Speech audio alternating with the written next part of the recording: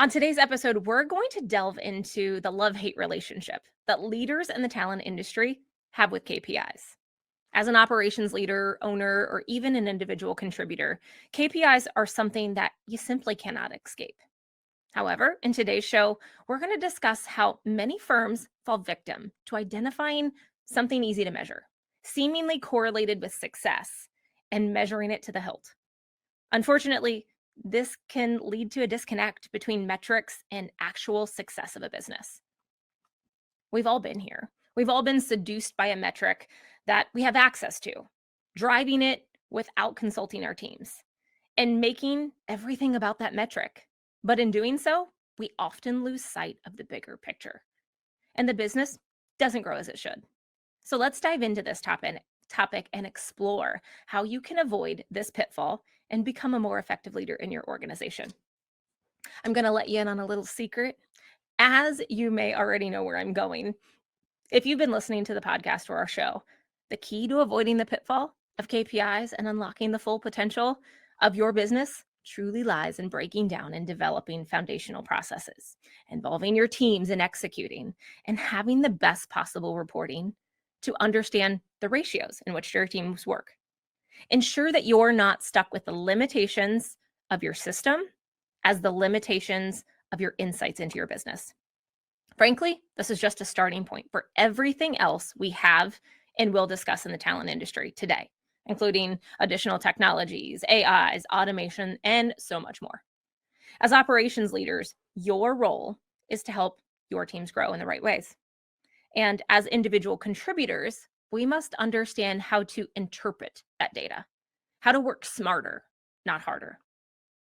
Now, today, I've got get your fingers and your mice ready. I have a few polls. So I want to get started and I want to get to know what you do for metrics in your organization right now. There is no wrong answer.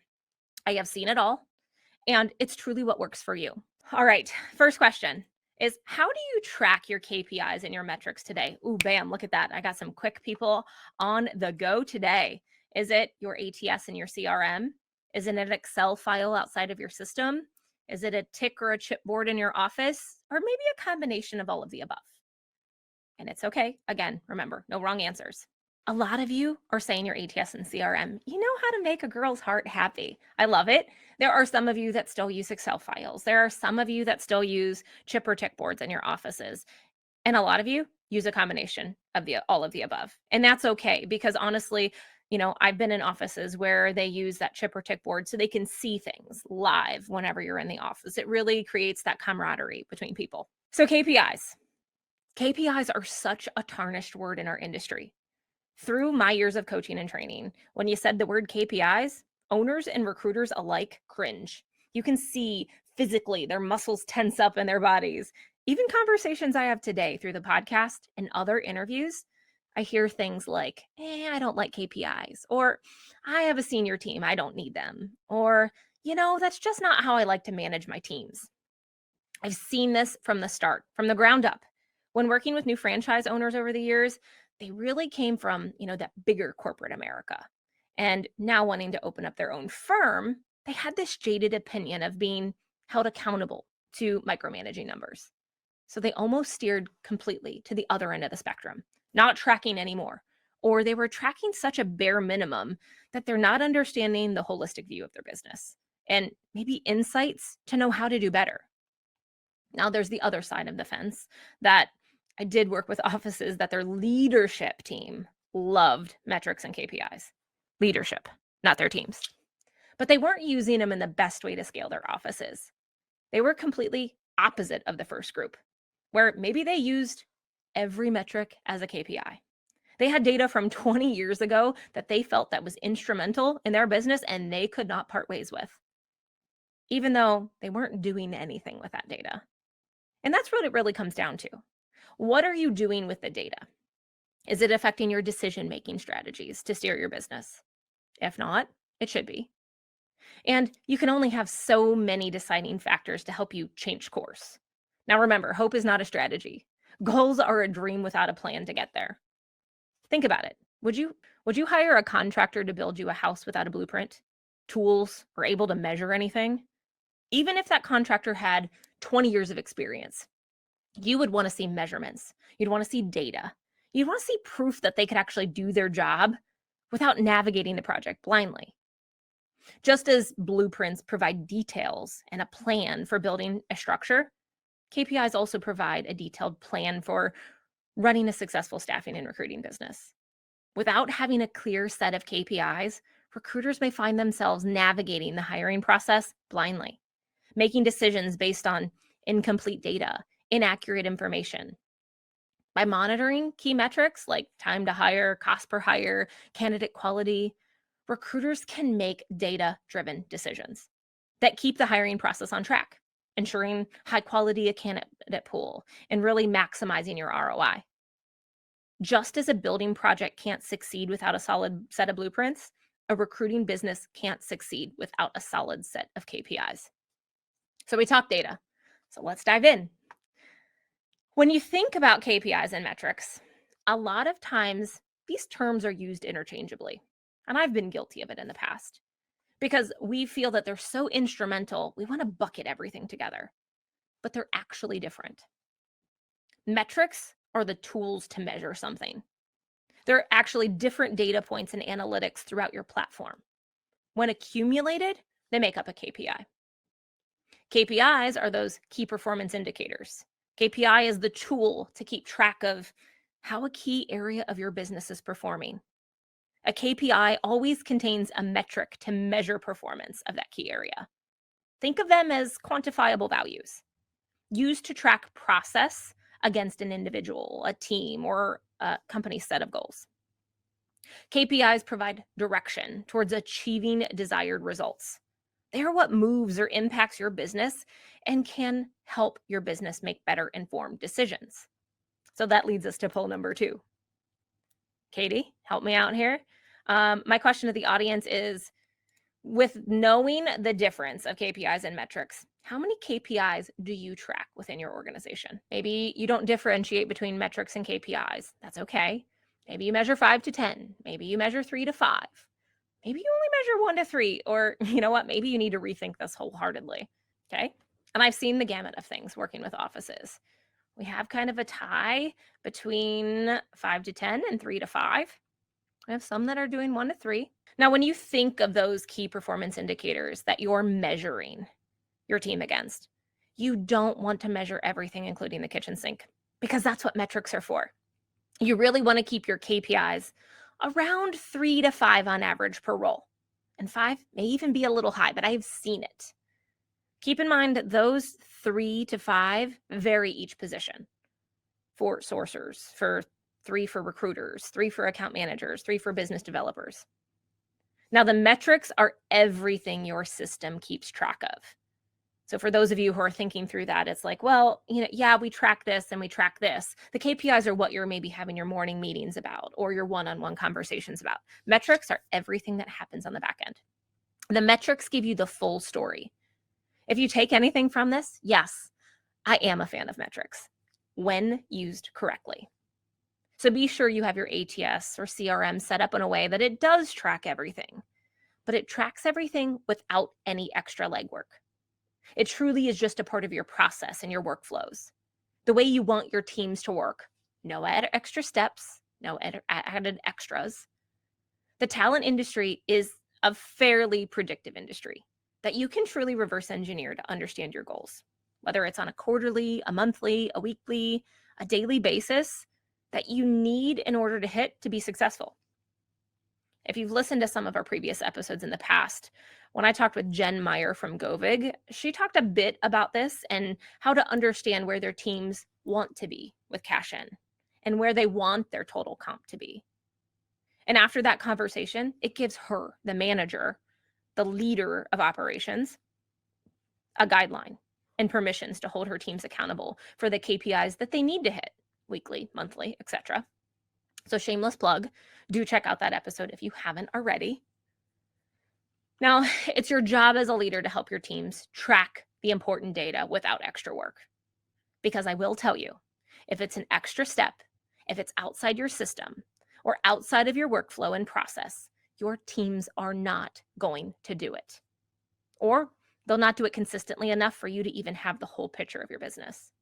Recruiters don't like data entry. I'm not quite sure about you, but they like nothing administration heavy. They are people. So ensure that you're eliminating the pain and the hustle of reporting for your organization by using a software that does the necessary tracking just by completing your workflow as it was built into your system. No extra steps, no extra tracking, so you get clean data, real-time data that helps you boost your teams, not slow them down in doing what they're good at. Now, all of us, we see data creates reports, right, for your talent organization. Those reports are going to help you see trends and patterns. That's the goal. But you're going to be seeing two types of information from those reports that you pull from your system. You're going to see predictive information to tell you where your business is going, what's on the horizon, what is your forecasted cash in this month going to be. If you were able to hit this quarter's projections, what job board or clients should you be spending your time with versus others? This information is truly instrumental. Teach your teams what to look for in order to get better. It's oftentimes not done. Now, when the other half of the coin is you're going to see diagnostic information. That's the information that's going to tell you what happened in the past, where something might have gone wrong. But the problem with diagnostic KPIs is that you're truly not getting to the root cause of the issue. I've seen this dozens and dozens of times in dozens of offices. This is where metrics and KPIs get the bad rap. It's right here. I know you see it too. Take an honest look at the atmosphere that KPIs are creating. People are jaded to these things that have been used for micromanagement and really created a negative culture because they weren't used correctly to help individuals, teams, and companies succeed. So, before I tell you what I've seen, I want you to take a look at your organization. I only think I have 2 more polls left for you, so get your fingers ready. Katie, ready for poll number 3. Do you know how your teams feel about KPIs and metrics? Maybe they don't like KPIs and neither do you. Maybe your teams know that it's a necessary evil. Maybe they understand them and they know how to use them to succeed. And that is oftentimes not what I have seen in organizations. So if that is you, congratulations. That is probably a coaching thing that you have done, that you've worked with your teams. I love those. There's a few honest people that say they don't like KPIs and neither do I. Pretty good split, but majority of people here are saying they know that they're a necessary evil. And I say that with a grain of salt because we feel like they are evil sometimes. 25% of people say they don't like KPIs, neither do I. And around 19% out of this group say that they understand them and know how to use and how to succeed. Now, I'm going to tell you, your teams don't make the same connection as you do as an operations leader or owner. Over the years of instructing hundreds of offices, I've had a mix of attendees, senior to junior associates. The overwhelming majority feel the same way. They thought that KPIs are just there as Big Brother to keep tabs on them. It's so defeating for someone in their shoes if they're not taught. Their thought process is, well, I just have to make my 100 calls today. Well, I just have to make my 10 submissions this week. I just have to obtain 5 new job orders this week. I just have to fill in the blank with whatever lingering over the head goal they have to hit so they can honestly check off that tally or box. So they're not going to be called out in your next morning meeting. They're not making the connection that it's possible to work smarter, not harder for those goals. But can you blame them, really? If that translation isn't spelled out for them, or it's not in your working process that's visible, coachable, and discussed during growth building conversations for development, most of the leaders I've worked with don't think they need to share those KPIs. Well, we're working towards the goal. And maybe personally, they know how to find those reports as a leader, but not knowing, but not easily doing so without a day's worth of work and report pulling. let alone to teach someone else how to find them, analyze them, know what they're doing wrong, where to make changes. It's just too much work. So it doesn't get done because everyone in our businesses are moving 1,000 miles per hour. And it's true. It is all about speed. Katie, last poll. Everybody else, last poll, I promise. Who has access to metrics in your business? So whenever you say that, like, is it everyone in your business? Is it just leadership? Is it only management and administration? Or, you don't track like you need to? That's an honest conversation. Maybe it's something that this is going to trigger you to go back to reassess those. I'll give you another minute here.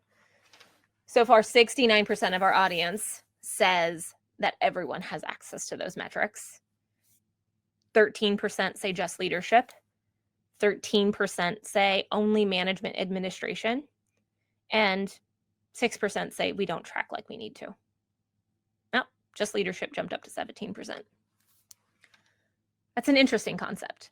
A few weeks ago, I did a LinkedIn poll of my own. Maybe you participated in it. I found out that 62% of organizations grant access to their metrics in their talent business to everyone, while the remaining 38% do not. This lack of access to metrics in 38% of the organizations can create various challenges. So if this is you, just hear me out. It can create an inability to make informed decisions about talent management strategies. It can create a lack of transparency and accountability in the various processes that you have. Difficulty in tracking the effectiveness of your office's initiatives. Maybe an incomplete understanding of the talent pool that you have and the needs that they have. Or the limited ability to identify and address areas of improvement for your workflows and processes, because that's what this is truly about. Or maybe it's just lack of awareness to where your individual stands in relation to goals and objectives that they need to meet. Overall, not having access to metrics can hinder the ability of an organization to effectively manage their teams and achieve their desired growth as an organization. So let's understand the why. Do you like to be a 5-year-old again? Why is the sky blue? Why is the grass green? Maybe it's just me because I have a 7 and a 9-year-old at home. But me personally, I like to dig deeper. I'm a nerd and I love to truly get to the root cause of all problems versus feeling the surface level impact. So why do you or your leaders make your teams feel like they're on this endless hamster wheel of data and KPIs? Did you even realize that you could change the outcome of how your teams are feeling? Now, don't get me wrong. It's probably not intentional. But leaders are setting this precedence, whether you mean to or not. They're spinning the hamster wheel of metrics for your teams because you don't know how to break the cycle. Now, from my perspective, and what I've seen over the years, your teams stay on this hamster wheel for one of two reasons. Number one, your ATS or core platform really isn't giving you the holistic view of the business to know what's actually working or what's broken. Heck, I still see people working out of those Excel files saying, well, if we just have 15 interviews this week, it'll be fine. And they'll track it from the tick board on their desk or with a piece of paper and pencil. That's not giving you the whole picture. And frankly, it probably takes you a day to create those reports that are subpar at best. Now, don't hate me. Number 2 root cause is that you just haven't done the critical thinking to get away from the what kind of easy transactional metrics can you pull from your system today versus what you should be measuring to truly understand and improve the effectiveness of your teams. So you scale. Metrics that actually get you off the hamster wheel of just make more calls and that'll solve it. People underestimate the power of what numbers tell them. They tell a story, believe it or not. The numbers tell you the quantity of you or your team's activities. But more importantly, you get into the real story when you understand your ratios. They tell you the quality. So you get away from the just do more mentality. Now, to be clear, more won't necessarily hurt you. And we know that picking up the phone leads to good things.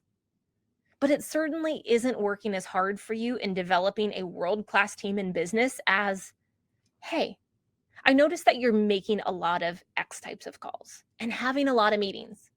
Now, honestly, I think you could be making more, but we'll talk about that at a different time.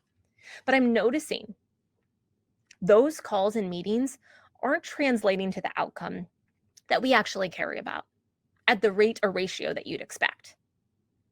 Let's talk about your approach there, your script, your conversation, and see if we can't get better outcomes from the same number of attempts so that you're not just beating your head against the wall. And that's where I've focused all of my career. I've workshopped with firms. I've gone in and broken down these pieces and said, hey, this metric, the one that you're tracking, yeah, it might be correlated with success, but you're losing sight of the stuff that actually makes recruiters successful. You're not looking at your ratios to see where the activity is not working as hard for you as it could, where people are working harder, not smarter. It's very common in our business. And going into these businesses, I've helped train on foundational processes, focus on the numbers that matter, and the crew that we worked with increased their results by 146%. We really dove into how to dive into scripts of what someone's saying so they make less calls but a better return. Lower number of presentations to get that 1-to-1 ratio of submissions to interview ratio. Less interviews to make more placements. It's truly about working smarter. And we're going to talk more about this later, so stay tuned. It's one of my favorite stories. You may have heard it before. But let me ask you, don't you want your teams to achieve their goals with less effort? Have you even thought about it? You can literally use the same number of hours each week, same resources, same technologies, but you can double your billings. You truly don't have to work twice as hard. You just have to tweak how you're working.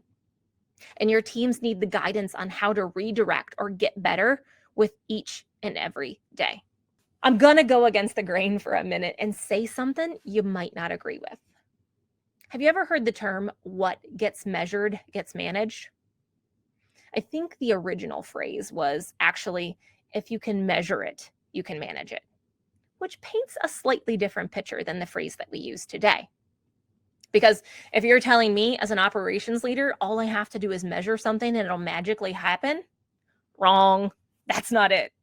Business intelligence isn't just throwing numbers on a page. I mean, come on. Have you ever received an overwhelming spreadsheet that appears to be some kind of report? It probably could be spoken in a different language and you wouldn't even know the difference. Endless columns, rows of data, boxes filled with percentages, bold numbers. And honestly, you have no clue where to start unless you're familiar with the information. It's likely when you get this report, you're going to throw it away in some crazy folder in your inbox. You're never going to see it again. So, unfortunately, you're not going to be able to impress anyone with your knowledge of the data later on either. And let's face it, no one is going to get better from this either. It's just going to be a report done for report's sake. I have worked with many businesses that still run those spreadsheets. You may be one of them. They still work outside the system, and it'll never get you off the hamster wheel of metrics. The hard truth, it's never going to change for a lot of firms with your current stack, your tech stack, because processes are siloed. Maybe they're not talking to each other, or they're just straight up missing. Even with a name brand ATS, most of you are having your teams run what I like to call a shadow process outside of your system. You haven't truly defined what your process is. So to make sure your workflow or your methodology matches what's in your technology. So when I think of shadow process, it's the idea that you think your teams are running your playbook. They are following your lead. But you've added outside systems that bolt on or into your ATS. But they don't talk to each other. They don't give you the actual metrics that your teams are completing on the daily. So you only have half the picture, half of the data, and you have half of the decision-making abilities to run your business the way that you want to. Because your metrics don't come together for a clear, integrated, actionable, let alone execution. To top it off, that's not including the piece of tech that are done via vendor integration, which They all want to keep their wallet share, so they give you their reports on how it's going in their corner of the world. But that's not close to the whole picture being measured and presented holistically within your core platform. And we see it all the time. With that being said, it's super common to want to throw it all away or just stop looking at the reports when you do more of the transactional thing that you can easily report. But the businesses don't actually grow when you do more of it. When you want a firm to grow from 5 to 50 or from 50 to 200, you have to have a process. You have to know what's working in order to improve it at scale. And it starts with critical thinking about the process now, where you want it to be to reflect and scale. What makes your firm special? What makes you worth working for or working with? And then deeply listening to your teams before you go prescribing more transactional KPIs or AI or even automation to do more of something that, frankly, could be working a lot harder for you in the first place. So start with a piece of your process. Heck, let's start with sourcing.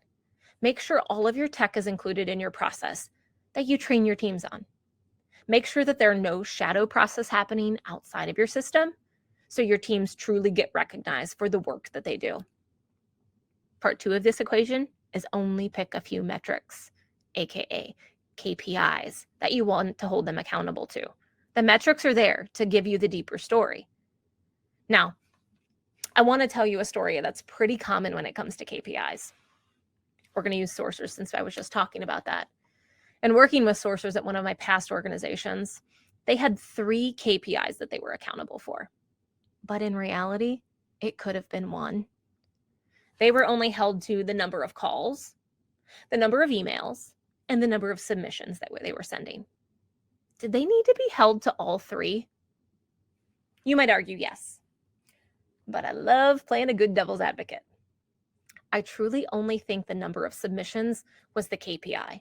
The others were the metric. So the number of submissions was the KPI where they needed their feet to be held to the fire.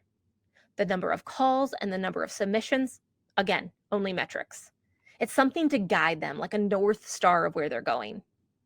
Because I've worked with people who never hit their number of calls or number of emails in a week, but surpassed the submission of good, qualified candidates each and every week. They were continually called out for not hitting their calls. But you know what they were really good at? They were good at preparation, studying the people that they need to call. So they got further along in the funnel to have a higher success rate with lower effort. Now, there were other team members who hit their number of calls and number of emails each week, but they never reached their number of qualified submissions. So, sounds to me that there were people that could have used a little better coaching to make those calls more effective. Somehow, to work on their emails to land a little bit differently. And that's where my team came in. So who would you rather have? Me personally, I would rather have the person hitting their submissions because they weren't just doing activities for activity's sake. There were so many examples, and there are so many examples, of people being called out for underachieving on the hamster wheel of metrics. Yet somehow they're outperforming because they're doing the things that matter, which should have been the things that you were managing in the first place. Our business comes down to being prepared, working effectively, and doing the right things that will improve speed and quality in our industry. And there are things that you should track on both sides of your business, recruiting and sales. But what's most important, again, is speed and quality in our industry. It's about finding the more qualified candidates at a faster rate than your competition. Unless you're retained or engaged, which quality metrics are still critical for. Nonetheless, when it comes to recruiting strategies, we have to track a few main things. So in recruiting, you probably track the number of conversations with a candidate, the number of candidates, whatever you call it, submitted, shortlisted, or presented, your submissions to interview ratio, which should be as close to 1-to-1 as possible. Now, what you truly should know is how many candidates do you personally or does your team have to talk to get a presentation? How many submissions do you need to get a first-time interview? How many interviews to get a placement? That's 3 KPIs for those that are keeping track at home. Now, I've seen offices that want to die on the hill of total number of interviews. Have you seen that? Know the KPIs that you should be tracking. Yes, you need to understand how many interviews that are happening per client. But with the ratio reporting, you should really focus on first number of interviews. The client that's having 6 interviews before a placement is a whole nother conversation. But you might be asking, how do I get my teams to improve their recruiting speed and quality? What do I need to coach them on to get better at these recruiting ratios? You need to focus on planning and preparedness of your sourcing, evaluation of job boards that you're using, understanding active versus passive talent, using a resume for more than just a timeline of a candidate. Use them as sourcing where you can get more candidates like them. Fine-tune your call blocks and power hours. Understand what talent engagement strategies work for your industry. Work on candidate resistance, how to overcome that. It's all about the processes and the path to success that you have taught your teams to execute. Now, what about business development strategies? Opposite side of the coin. So conversations with prospects to get a client, right? How many clients to speak with in order to secure a job order? What you truly need to know is how many conversations does it take to get a new client or secure a new job order? Now, when we talk about job orders, it should be how many A or B job orders, like grade them. Not all job orders are created equal. They don't deserve the same amount of time. Take it a step further. What about your billings by client? Yes, it's important to know the big picture of your total billings, but what's more important is to know by client basis. Just like you don't treat each job order the same, you can't treat each client the same either. Again, you might be asking, how do I get my teams to improve the speed and quality of business development? Focus on a job order rubric. Do you have one in your organization? Help them establish their value proposition. Understand client engagement strategies, again, for your industry. Work on open the dialogue scripts to get a conversation going. Use references as leads, overcome resistances with your clients, establish call blocks and power hours, and the investment of planning. Teach your teams and help them understand the recruiter's reality. Just because there's a need doesn't mean it needs 100% of your time. Know what your time's worth. Teach your teams. Use strategies to get better and teach your teams to get selfish. And not only are you as a leader the decipherer of metrics, but you teach your teams how to analyze performance metrics. Help them understand where they are today. How do these metrics predict success for their future?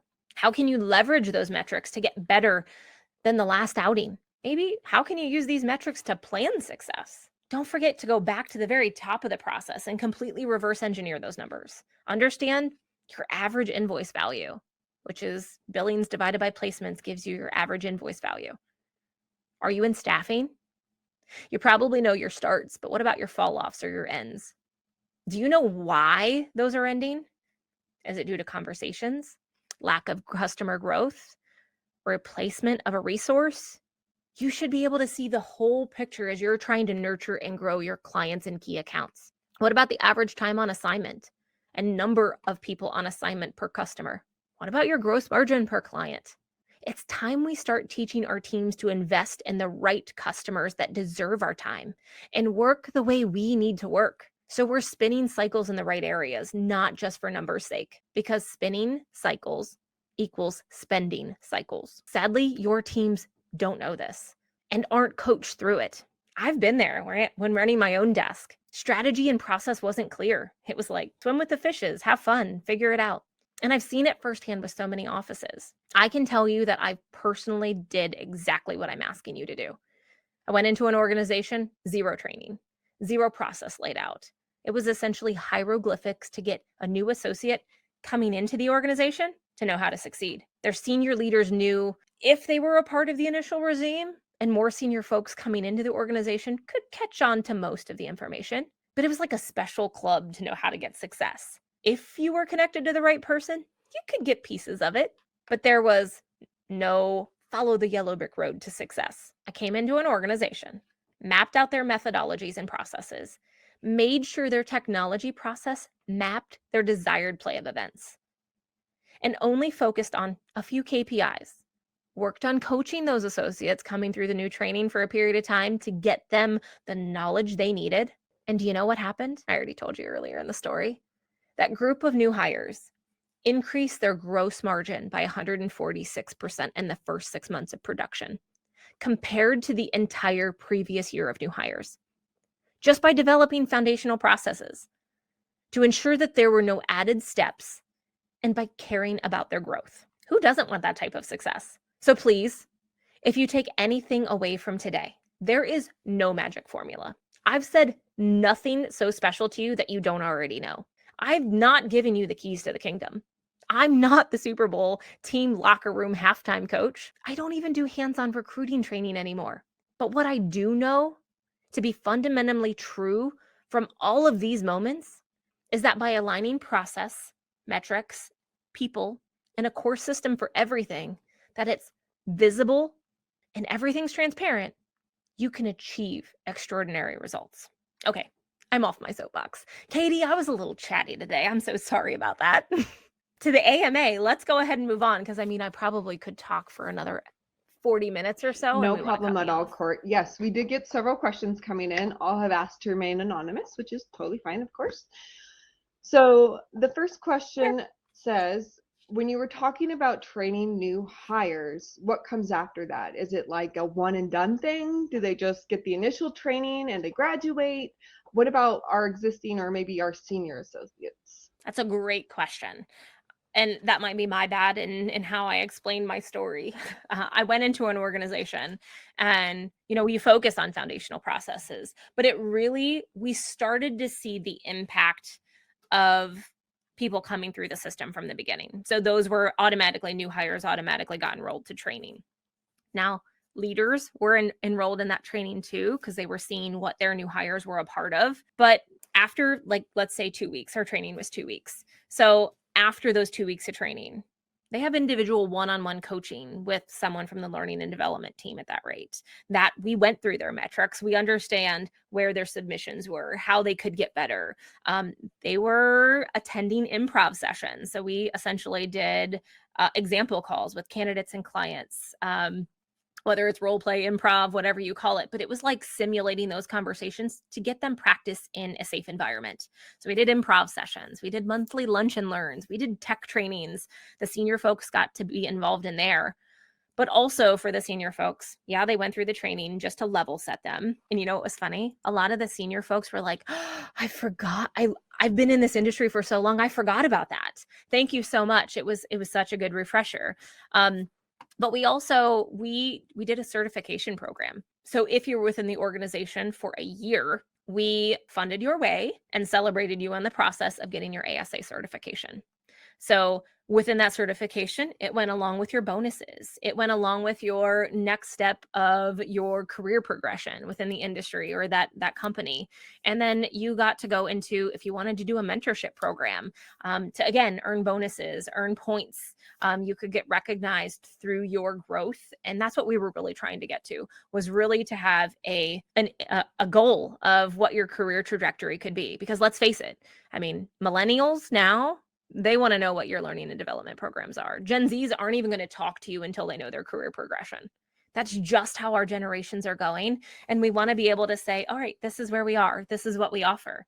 And it doesn't have to be crazy, but it does have to be thought out. It does have to be emphasized. And that you're showing that your effort is going in the right place and you're doing the stuff that you need to for your organization to retain them, to keep them with your organization. I love that. It kind of goes back to what you were talking about a couple episodes ago about what you were learning at not ASA, my apologies, SIA's executive forum about the generational differences. And you're exactly right. Like, I'm a millennial, and I know that learning and development is hugely important to our generation. So I love that point, Courtney. That was excellent. That was like my favorite session at a SIA executive forum. Now, don't get me wrong. I loved all the other sessions to learn what our industry's doing, but I am a nerd to understand the why. Like, how does our industry act? People are like, oh, boomers. I love my boomers. My parents are boomers, but I love understanding why they act the way they do and why I act the way I do. I drive my husband crazy by playing devil's advocate on a daily. But I think it truly helps me understand the why a little bit more. And I'll say it again. Yes, I knew Jenny's phone number, 867. I love that. Sorry. We have a great comment that I just can't ignore that came in the chat while you were discussing that, and this person said, your tech stack, your career path, and learning and development are a must now. And I know that that's probably something that we talk about a lot here on the Full Desk Experience, but I know that's something that you're very passionate about too, Court. Of course, if I could talk all day about learning and development, it would be like my life's goal. I don't know, for those of you who don't know my history, I actually went to college to be a teacher. I was an athletic director for 5 years of an organization. It was like the time when, people were going back, double dipping, they were going back into education after retirement. So my heart truly is in education. I just got to get a chance to get, I worked at a staffing agency through college because, my dad made me get a job because I was a Division I athlete. So the time that I was not playing college ball, he's like, well, you can either go work at a factory or find another job. Wanted me to stay in college. I'm pretty sure that was the goal. So don't get me wrong. I did my time at, a factory, working third shift at a rubber factory, picking black boogers out of my nose. I'm sure that was so lovely. But it was the fact that I had that staffing experience. So not only is my education there, but then I got that passion. And none of us fall into staffing and recruiting for fun. That, we want to grow up and do this. But I think I perfectly got to merge both of my passions, education and staffing and recruiting, into one. And again, it's the perfect mix for me, and it's just been amazing throughout. And if I can share that passion with people and kind of get them amped up, that's what I'm here for. Well, as an industry newbie, relatively, I think that you've done a great job of it, at least teaching me all about the industry. And I know that the sentiments in the comments are that this information is valuable as well. That kind of leads me into my next question. Actually, that's not a great segue, but how frequently do you have these growth conversations with your team about those KPIs? And is there a cadence where I should be talking to them too much or too little, or is there such a thing as talking to them too much about this topic? I think that's a great question. Some of us want to, especially as leaders, we want to shy away from the discomfort of a conversation. And usually those conversations of discomfort are, you can get better in this way. You feel like you're molding them, but I don't think it's that way. I don't know if you follow, I made a post, maybe it was last night, about feedback.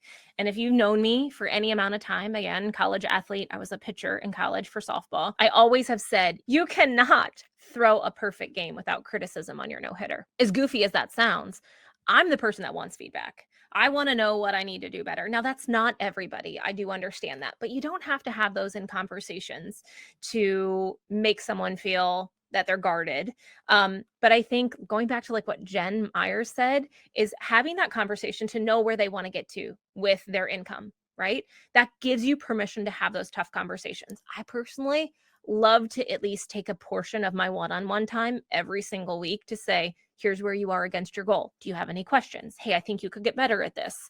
But that's your time to like break into the nitty-gritty of things and get beyond the, you need to do better. Okay, let's are you dialing the phone 100 times and only getting called back twice? Maybe it's what you're saying. Maybe it's you're not getting a response on your emails. Let's tweak this. Like, that's, as leaders, we were good at those things at one point in time. We ran a desk, we were successful, and that's probably put us in the positions we are today, right? You got promoted or you went into leadership to say, you know what, I like this. This is where I want to be. This is where I want to stay. But you probably had that passion too, right? So be competitive. Understand that you want to get better, and your teams aren't there just to go through the motions. Most people that stay in recruiting and staffing and recruiting, they like the paycheck. They like what they're getting out of it, and they never end up leaving. So help them be better at it. Yeah, it's only gonna make your organization better in the long term. You're gonna get more gross margin. Your teams are gonna make more money. All in all, it's a win-win situation. So if I can say anything, I would say weekly, and then your quarterly reviews should then be correlated to the same information. But these conversations should not be a shock. It should not be something new to say, oh, by the way, we're a quarter in, and I know we haven't talked about this. You're not doing a very good job. That's what you want to avoid at all costs. So make it brief, quick on a weekly basis during your one-on-one conversations. I love that. Thank you. This next question Sure. came in as you were talking about those KPIs in the weekly meetings.